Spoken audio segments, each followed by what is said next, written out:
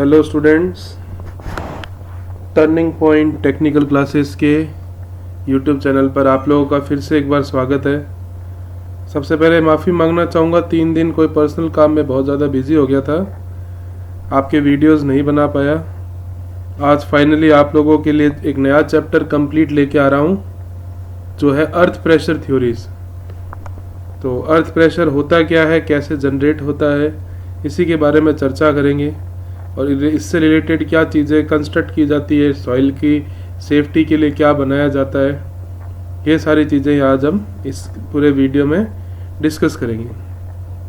तो आप लोगों से ये रिक्वेस्ट है, लेक्चर्स को देखिए। बहुत जल्द हमारा ये सॉइल सब्जेक्ट ख़त्म होने वाला है, नेक्स्ट वीक नया सब्जेक्ट के साथ स्टार्ट करेंगे, है ना। तो आज का जो लेक्चर है वो मैंने हिंदी में ही बनाया है, क्योंकि इंग्लिश में कुछ टर्मिनोलॉजीज है वो हिंदी जो पढ़ रहे स्टूडेंट हिंदी मीडियम के, उनको समझने में समस्या हो जाएगी।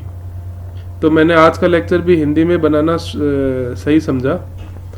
एक्चुअल में मेरे इंग्लिश के जो नोट्स बनाए हुए हैं उसी की कॉपी ही है, तो जो लोग इंग्लिश मीडियम के बच्चे हैं उनको कोई प्रॉब्लम नहीं आने वाली, वो उसको पढ़ेंगे तो भी आसानी से समझ सकते हैं, सेम ही लैंग्वेज है, बस उसका ट्रांसलेशन है इस वीडियो में।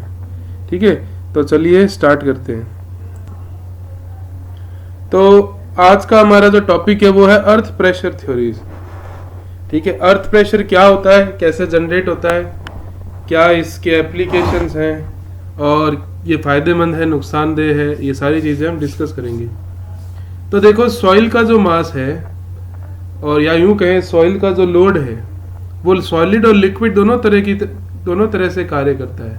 अब आप कहेंगे सॉइल तो लिक्विड नहीं होती, मैं यहाँ उसको लिक्विड नहीं कह रहा हूँ, उसका जो एक्शन है वो लिक्विड की तरह होता है। यानी अगर मैं एक ढीली मिट्टी को किसी बाल्टी में डाल दूँ सपोज करो, तो उसका वजन नीचे तो जाएगा ही साथ दीवार, जो बाल्टी की दीवार है उसके चारों तरफ भी उसका प्रेशर जनरेट होगा। और जो वो प्रेशर है उसके अगर हम बड़े रूप को देखें तो अर्थ प्रेशर थ्योरीज की रूप में उसको भी समझ सकते हैं। तो जो सॉइल का जो सॉलिड बिहेवियर है, जो उसका भौतिक स्वरूप है, वो हमेशा वर्टिकल डाउनवर्ड ही काम करेगा, जिसको हम डाउनवर्ड प्रेशर कहते हैं। ठीक है ना।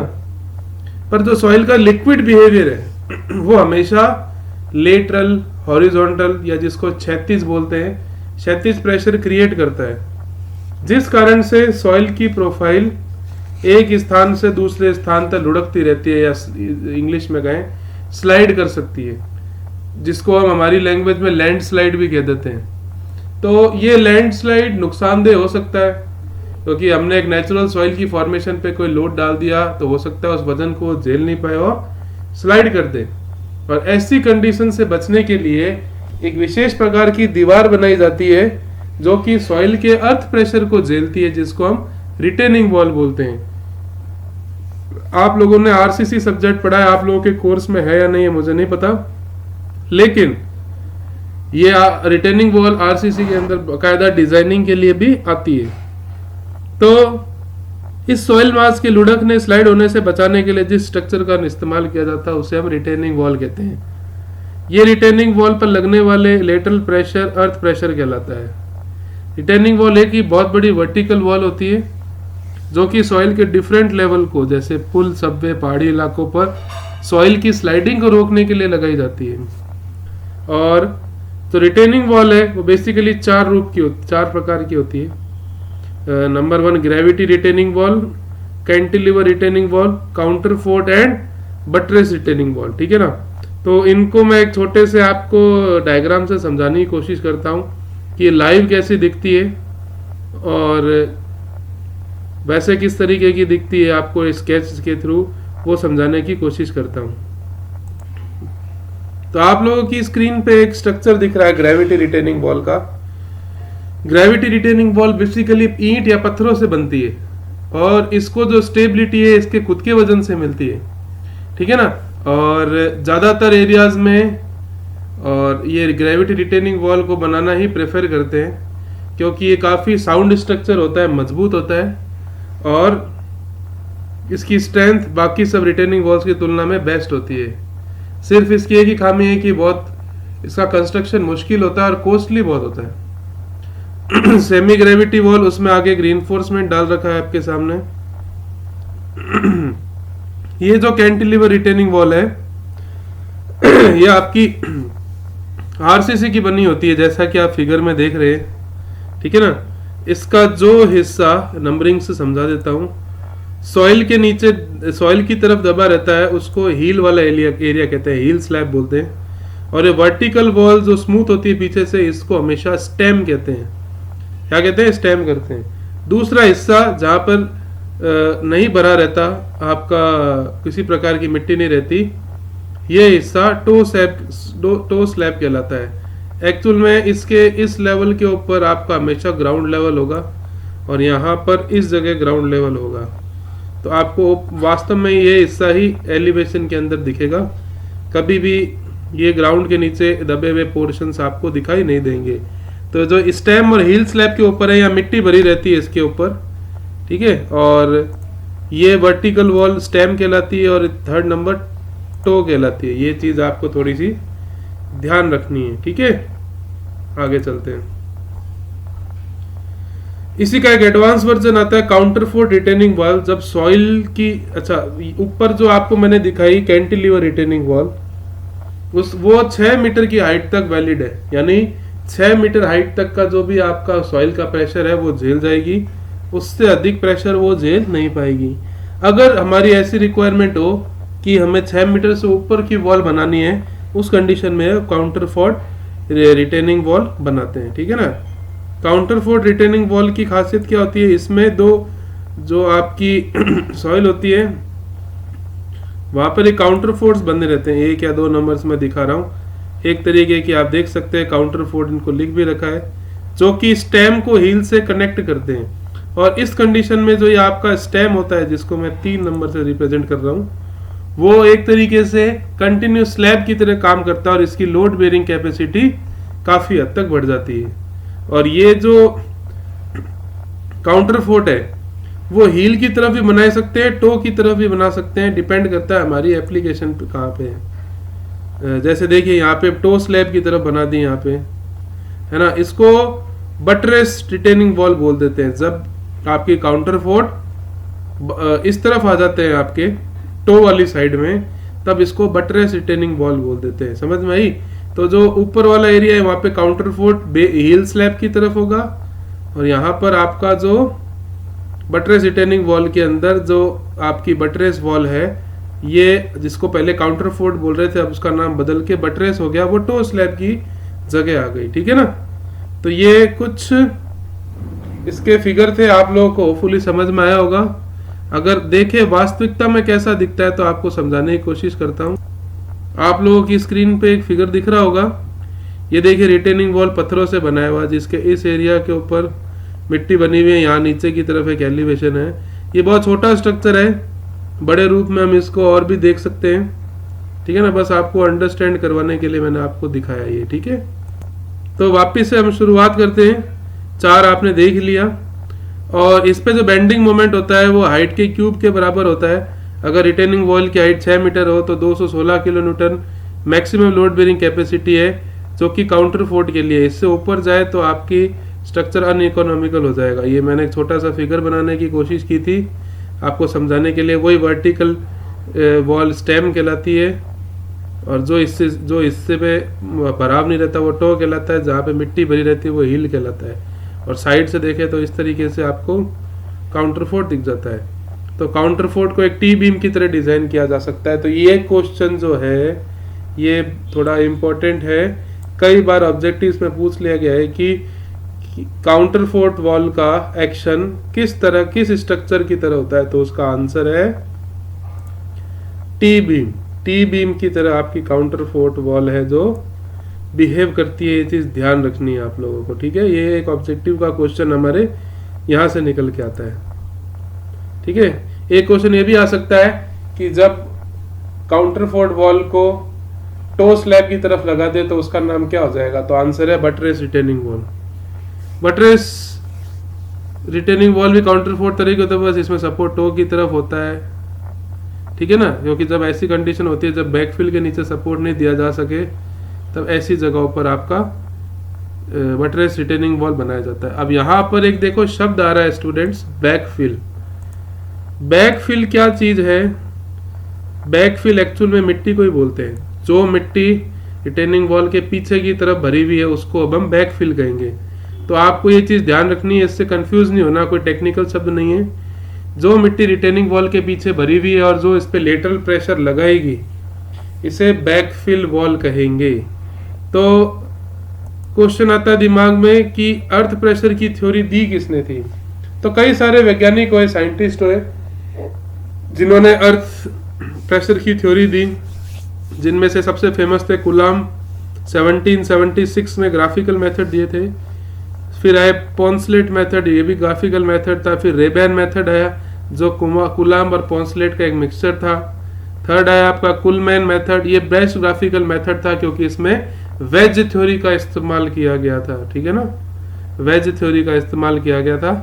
और रैंकाइन्स थ्योरी है वो एनालिटिकल मेथड है, और इसी से बेसिस पे इस अर्थ प्रेशर की थ्योरीज को एनालाइज किया गया। तो रैंकाइन थ्योरी हमारे ऑब्जेक्टिव के पॉइंट ऑफ व्यू से सबसे ज्यादा इंपॉर्टेंट है और आज हम इसी पे चर्चा करने वाले हैं। ठीक है, तो रैंकाइन की थ्योरी के कुछ अजम्पशन थे, उसके बेसिस पे इसने अपने अर्थ प्रेशर की थ्योरीज को समझाने की कोशिश की थी। वो जो आपके अजम्पशंस थे वो इस प्रकार हैं। नंबर 1, जो बैकफिल सॉइल है यानी भराव वाली मिट्टी है वो सूखी और कोहेजन लेस होनी चाहिए। ठीक है ना, और जो बैकफिल सॉइल है वो होमोजेनस और आइसोट्रोपिक होनी चाहिए। होमोजेनस और आइसोट्रोपिक क्या होती है आप लोगों को पता है, एक जैसी, और जिसकी इंजीनियरिंग प्रॉपर्टीज हर डायरेक्शन में सेम हो, इस प्रकार की होनी चाहिए। वर्टिकल वॉल जहां पर मिट्टी को भरा जा रहा है वो घर्षण मुक्त होनी चाहिए, फ्रिक्शन लेस होनी चाहिए, जो कि काफी एक मुश्किल काम है। ठीक है ना। नेक्स्ट, जब रिटेनिंग वॉल में भराव आगे की तरफ चला जाए, यानी रिटेनिंग वॉल अपनी ओरिजिनल पोजीशन से आगे की तरफ खिसक जाए और सॉइल की प्रोफाइल अपने स्थान से दूसरी जगह पर नीचे की तरफ लुढ़कने लग जाए, तो ऐसे प्रेशर को एक्टिव अर्थ प्रेशर कहते हैं। ठीक है, तो इस चीज का ध्यान रखना है। जब एक्टिव अर्थ प्रेशर, उस अर्थ प्रेशर को कहेंगे जब आपकी मिट्टी के प्रेशर से वॉल है वो आगे की तरफ स्लाइड हो जाए, खिसक जाए या टेढ़ी हो जाए, या सॉइल की प्रोफाइल उसकी टेढ़ी होने का नीचे की तरफ लुढ़कने लग जाए, ऐसी स्थिति को एक्टिव अर्थ प्रेशर कहते हैं। इस स्थिति में सॉइल में टेंशन डेवलप होता है। तो एक ऑब्जेक्टिव का क्वेश्चन आ जाता है कि एक्टिव अर्थ प्रेशर की स्थिति में सॉइल में किस तरह का फोर्स डेवलप होता है? तो आंसर है टेंशन डेवलप होता है। आप लोगों को इसे भी याद रखना है। ठीक है ना, टेंशन डेवलप होता है। क्लियर है? तो चलिए आगे चलते हैं। अगर एक्टिव अर्थ प्रेशर के केस में सिग्मा 1 वर्टिकल प्रेशर हो और सिग्मा 3 लेटरल अर्थ प्रेशर हो, तो सिग्मा 3 और सिग्मा 1, जिसको हम हॉरिजॉन्टल और वर्टिकल भी कह सकते हैं, इनको रेशो को ले तो वो एक कोफिशिएंट ऑफ अर्थ प्रेशर को प्रदर्शित करता है। यहाँ पर इसको एक्टिव अर्थ प्रेशर कोफिशिएंट भी बोल सकते हैं। और ये जो एक्टिव अर्थ प्रेशर है, इसके कारण सॉइल आगे की तरफ लुढ़कती है और रिटेनिंग वॉल आगे की तरफ खिसकती है, और ये हॉरिजॉन्टल से 45 + 5/2 एंगल एक्सटेंड करता है। 5 वही एंगल ऑफ इंटरनल फ्रिक्शन या रिपोज है जिसको हमने लास्ट चैप्टर में पढ़ा था।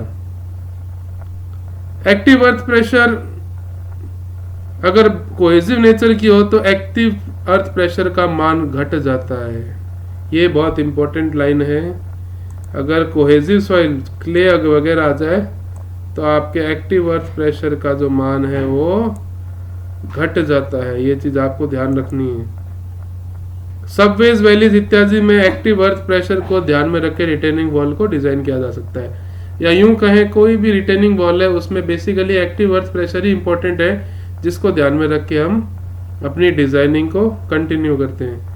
अगर इसी का ऑपोजिट, अगर रिटेनिंग वॉल में अंदर की तरफ फोर्स लगे और रिटेनिंग वॉल बाहर से अंदर की तरफ चले और जिस कारण से सॉइल अपवर्ड मूवमेंट करे, ऐसी कंडीशन में जो प्रेशर डेवलप होता है इसे पैसिव प्रेशर बोलते हैं। Passive pressure basically retaining wall के बेस से लगता है, जिस कारण से ये वॉल अंदर की तरफ मूव करना शुरू करती है। बैकफिल जब बेस से प्रेशर लगाती है तो रिटेनिंग वॉल अंदर की तरफ मूव करती है और सॉइल प्रोफाइल ऊपर चढ़ना शुरू करती है। ठीक है, और इसकी जो भी वैल्यूज रहेंगी हमेशा एक्टिव अर्थ प्रेशर की ऑपोजिट ही रहेंगी। वहां पे उसका कोफिशिएंट Ka था जो हॉरिजॉन्टल और वर्टिकल का रेशियो था, यहाँ पे उल्टा हो गया मामला। ठीक है ना, और इसका अर्थ प्रेशर का हॉरिजॉन्टल से 45 माइनस 5/2 एंगल बनता है। ज्यादातर अर्थ प्रेशर का जो है वो वाटर टेबल राइज होने से एक्टिव और पैसिव प्रेशर का मान बढ़ता है, इसीलिए रिटेनिंग वॉल में डिजाइनिंग के समय हम उसके अंदर नालियों का या वीप होल्स के एक नॉर्म रखते हैं ताकि बारिश का पानी वगैरह आए तो आसानी से निकला जा सके। जो अर्थ प्रेशर है उसका जो डायग्राम बनता है वो ट्रायंगुलर नेचर का है, जो लोग आप फ्लूइड मैकेनिक्स वगैरह में पढ़ते हैं उसी प्रकार का यहाँ पर प्रेशर डायग्राम बनता है। अगर सरचार्ज लोड आ जाए तो इसकी शेप थोड़ी बहुत चेंज हो सकती है। अब इसी कड़ी में एक और अर्थ प्रेशर आता है जो एक्टिव और पैसिव अर्थ प्रेशर के बीच की कड़ी है, जिसे हम अर्थ प्रेशर एट रेस्ट बोलते हैं। अगर बैकफिल के कारण रिटेनिंग वॉल में किसी भी प्रकार का मूवमेंट नहीं हो तो ऐसे प्रेशर को अर्थ प्रेशर एट रेस्ट कहेंगे, और इसका कोफिशिएंट K0 होता है या K0 भी बोल सकते हैं। और इसकी जो थ्योरी है वो कंप्लीट स्ट्रेस का इस्तेमाल किया जा सकता है या इलास्टिक स्ट्रेस का इस्तेमाल किया जाता है। इसमें स्ट्रेन की मात्रा 0 होती है। तो अगर मैं बात करूं, ये आपकी कंप्लीट इलास्टिक स्ट्रेस का स्ट्रेन की इक्वेशन आप लोगों ने स्ट्रेंथ ऑफ मटेरियल में पढ़ी होगी फर्स्ट चैप्टर में। F1 upon E minus mu, mu या पॉइजन्स रेशियो है। F1 F2 F3 तीन डायरेक्शंस में लगने वाले स्ट्रेस की वैल्यू है। Capital E modulus of elasticity है। पॉइजन्स रेशियो को अपन 1 अपॉन m से भी रिप्रेजेंट कर सकते हैं। ये रिटेनिंग वॉल का एक ओवरव्यू दिखा रखा है आपको। इस तरीके से F1 F2 F3 तीन डायरेक्शन में एक्ट कर सकते हैं। तो जब नेट स्ट्रेन या हॉरिजॉन्टल डायरेक्शन में शून्य होता है तो इस इक्वेशन को मैं EH या स्ट्रेन H की वैल्यू जब 0 रखूंगा और F को F sigma H sigma V से प्रदर्शित करूंगा, तो 0 रखने के बाद अंत में मेरे पास जो प्रेशर की वैल्यू आएगी वो आएगी म्यू अपॉन में 1 minus V into gamma H. यहाँ पे जो म्यू है पॉइजन्स रेशियो को रिप्रेजेंट कर रहा है, gamma unit weight of soil है, हाइट वो हाइट है जहां तक बैकफिल या सॉइल भरी हुई है, और इस म्यू अपॉन 1 माइनस म्यू को एक्टिव अर्थ प्रेशर या अर्थ प्रेशर एट रेस्ट का कोफिशिएंट बताएंगे। ठीक है ना, और इसकी वैल्यू 1 माइनस साइन के अलावा फाइन के बराबर भी होती है, जिसे मिस्टर जैकी साइंटिस्ट थे इन्होंने दिया था। और अगर हमारे इंटरनल एंगल की वैल्यू 30 डिग्री हो तो K0 का मान 0.5 होता है। ठीक है, अब ये जो फिगर है ये आपको समझाने की कोशिश कर रहा है active earth pressure, passive earth pressure and earth pressure at rest की। तो जैसा कि इस फिगर में देख रखे हैं, एक्टिव और पैसिव के बीच की कड़ी है earth pressure at rest. Active earth pressure हमेशा पैसिव अर्थ प्रेशर और अर्थ प्रेशर एट रेस्ट से कम रहेगा। यानी कि ये क्वेश्चन बहुत बार पूछा गया है कि इनको बढ़ते हुए या घटते हुए क्रम में लिखिए, या फिर इन तीनों में से कौन सा प्रेशर की वैल्यू सबसे ज्यादा होती है, सबसे कम होती है। तो आपको ध्यान रखना है एक्टिव अर्थ प्रेशर हमेशा कम रहेगा, अर्थ प्रेशर एट रेस्ट उससे बड़ा रहेगा, और पैसिव अर्थ प्रेशर सबसे बड़ा रहेगा। अगर earth pressure active earth pressure लगेगा तो आपकी सॉइल जो है वो आगे की तरफ स्लाइड करेगी, और पैसिव अर्थ प्रेशर में वॉल की तरफ पैसिव अर्थ प्रेशर काम करेगा। तो इस फिगर का बस यही है, इस डायग्राम से आप देख सकते हैं कि एक्टिव अर्थ प्रेशर की वैल्यू कम है, पैसिव की ज्यादा है, अर्थ प्रेशर इन दोनों के बीच में है। तो इनका इंक्रीजिंग डिक्रीजिंग ऑर्डर क्या है ये आप आराम से समझ सकते हैं। ठीक है,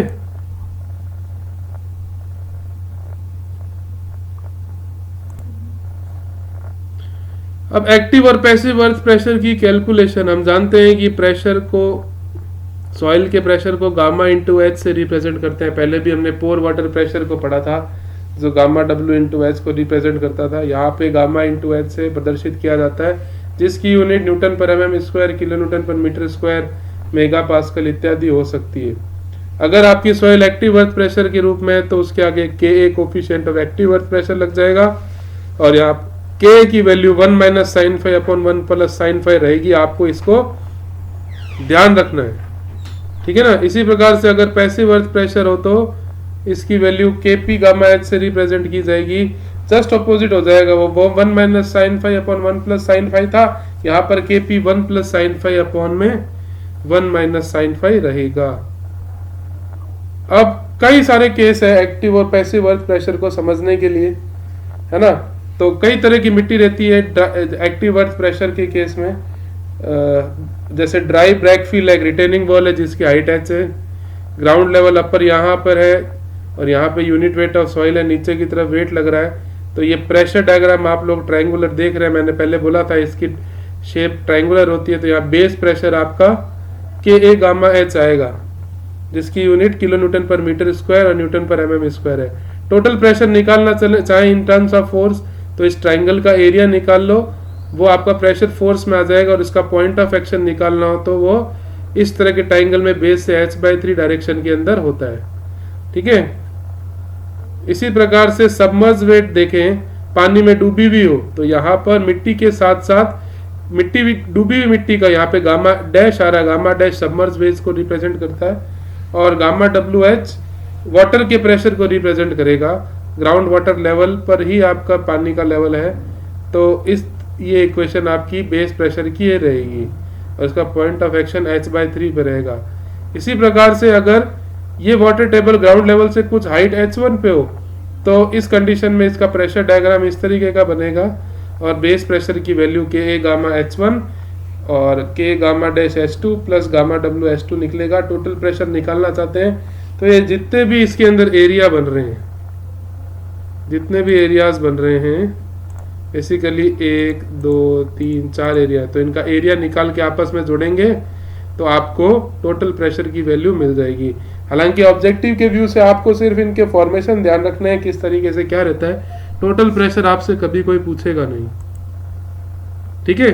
बैकफिल विद यूनिफॉर्म सरचार्ज, अब मिट्टी के ऊपर किसी प्रकार का कोई लोड आ गया, सरचार्ज लोड किसी का भी आ सकता है, स्ट्रक्चर का आ गया, लाइव लोड का आ गया, तो उसके कारण आपका प्रेशर डायग्राम इस तरीके का बनेगा, एक रेक्टेंगल और एक ट्राइंगल। तो ये क्वेश्चन कई बार पूछा गया है, सरचार्ज वेट आने से प्रेशर डायग्राम में क्या फर्क आया है, तो उसका आंसर है एक रेक्टेंगल या एक आयत ट्राइंगल के साथ जरूर जुड़ जाता है और बेस प्रेशर की value Ka plus Ka gamma h हो जाती है। Q क्या है, सरचार्ज प्रेशर की वैल्यू को बता रहा है। अगर आपकी बैकफिल में स्लोपिंग सरफेस हो, यानी आपका यहाँ पे बीटा एंगल बना रहा हो और ऊपर वाली सरफेस ग्राउंड लेवल की स्लोपी हो, तो ऐसी कंडीशन में बेस प्रेशर तो ही रहता है लेकिन Ka का मान ये हो जाता है cos beta dot cos beta minus cos square beta minus cos square phi.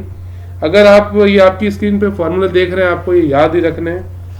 बहुत बार क्या होता है कि सब्जेक्टिव पेपर के अंदर जो है इनका डेरिवेशन भी पूछा जाता है, लेकिन ऑब्जेक्टिव में सिर्फ आपको ये फॉर्मूले याद रखने हैं। कई बार आपको बीटा और फाई की वैल्यू दे दी जाती है और कोफिशिएंट को कैलकुलेट करने को दिया जाता है, तो आप इन फॉर्मूलाज का इस्तेमाल करके कैलकुलेशन कर सकते हैं। अगर आपका पैसिव अर्थ प्रेशर हो तो यहाँ पे बस इतना ही फर्क आएगा, यहाँ माइनस आ रहा है तो यहाँ प्लस आ जाएगा, नीचे प्लस था और यहाँ माइनस आ जाएगा, बाकी सारी कहानी सेम रहेगी।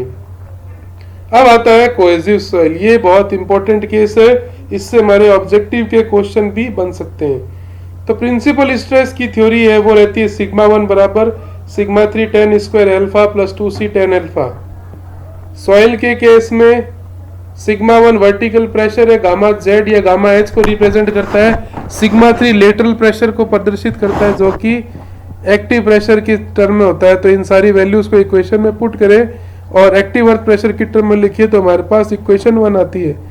अगर मैं ग्राउंड लेवल पे रखूं यानी z बराबर 0, मतलब मैं एकदम स्टार्टिंग पॉइंट पे खड़ा हूं, तो एक एक्टिव प्रेशर की मुझे नेगेटिव वैल्यू मिलती है 2c tan cot alpha. Similarly जब एक्टिव प्रेशर की वैल्यू 1 में 0 रखूं तो मेरे पास z की डेप्थ मिलती है 2c upon gamma tan alpha, ठीक है ना।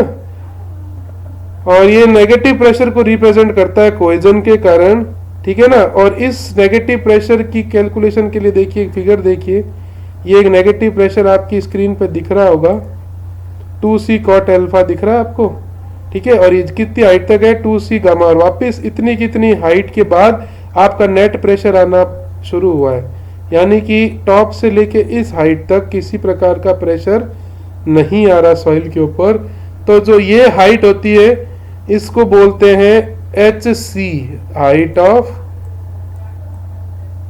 टेंशन क्रैक, यानी इस एरिया में सॉइल के कोहेजन के कारण एक टेंशन क्रैक की वैल्यू डेवलप होती है। ये है आपकी 4c अपन गामा tan अल्फा, आपको याद रखनी है, बहुत इंपॉर्टेंट है।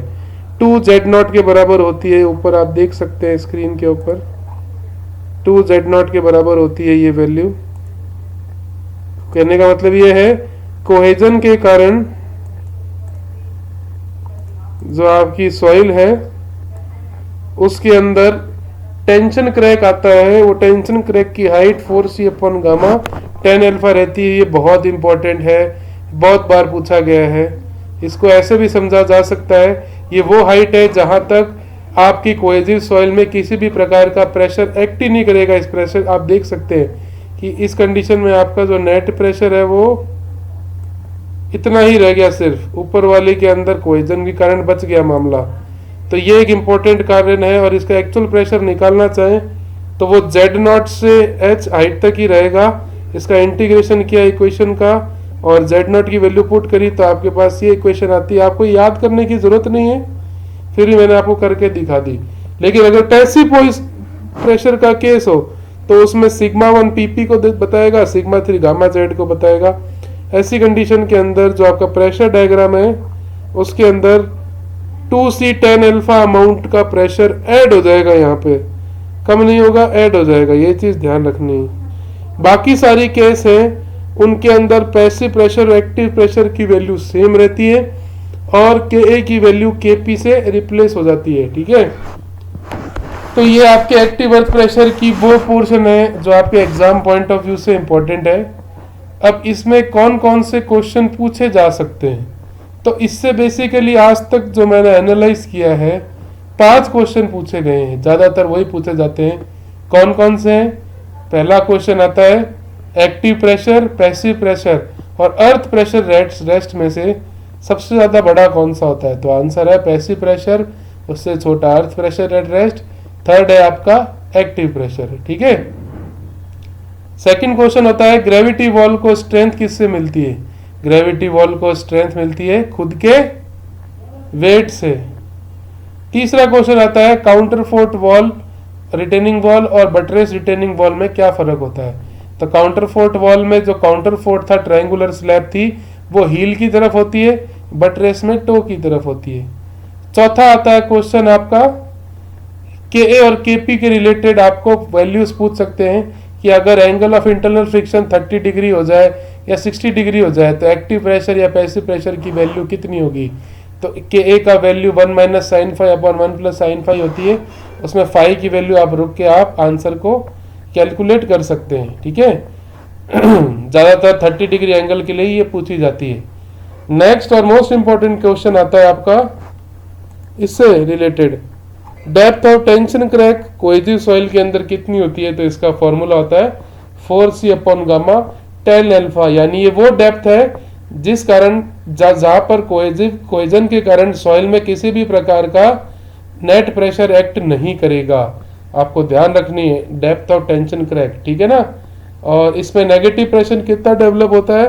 तो नेगेटिव प्रेशर डेवलप होता है इसके अंदर माइनस का 2c कॉट अल्फा, और जब पैसिव में जाते हैं तो ये नेगेटिव की जगह पॉजिटिव हो जाता है प्लस 2c कॉट अल्फा। ठीक है ना, बाकी के फॉर्मूले आप चाहो तो याद कर सकते हो, नहीं करोगे तो भी कोई दिक्कत नहीं है, कोई पूछने वाला नहीं है। जो मैंने आपको बताया बेसिक क्वेश्चन वही ज्यादातर पूछे जाते हैं, तो आपको उन्हीं को मेमोराइज करना है। तो आपके अर्थ प्रेशर थ्योरीज में इतना ही चैप्टर है। नेक्स्ट चैप्टर कल आपका वीडियो आएगा स्टेबिलिटी ऑफ स्लोप्स का। फिर जो हमारा सबसे एक तरीके से टिपिकल चैप्टर है सॉइल का कंसोलिडेशन, उस पर वीडियो आएगा, 2 वीडियोस उसके बनेंगे। देन आपका बेरिंग कैपेसिटी ऑफ सॉइल और कुछ साइट एक्सप्लोरेशन का आपका 1-2 क्वेश्चन कई बार पूछे जाते हैं। ये हमारा सिलेबस बचता है, इसके बाद हमारी सॉइल कंप्लीट हो जाती है। ठीक है ना, होपफुली आप लोग वीडियोस देख रहे हैं। फिर से माफ़ी चाहूँगा, मैं 2-3 दिन वीडियो नहीं बना पाया, कोई पर्सनल काम में बिजी हो गया था। अब आगे वीडियो आपके कंटिन्यू आएंगे कल से वापस, और इसके बाद जैसे हमारी नेक्स्ट क्लास होती है, नेक्स्ट सब्जेक्ट मैंने बताया था ऑटोकैड होगा। आप लोगों को शीट दे दी जाएगी जिसमें आप पहले क्वेश्चंस को सॉल्व करेंगे, फिर उस शीट के मैं सॉल्यूशंस आपके लिए एक वीडियो बना के डाल दूंगा, ठीक है ना। तो ये हमारा काम रहेगा, हमें जो करना है। तो इसी तरीके से कंटिन्यू करते रहे हम अपनी स्टडीज़ को, सोम की भी और इसकी भी। और मोस्ट प्रोबेबली जहाँ तक उम्मीद है सितंबर या अगस्त एंड तक हमें कोचिंग स्टार्ट करने की परमिशन मिल सकती है। तो जैसे परमिशन मिलती है हम वैसे ऑफलाइन मोड के अंदर आ जाएंगे, ठीक है। तो आज के लिए बस इतना ही। Thank you.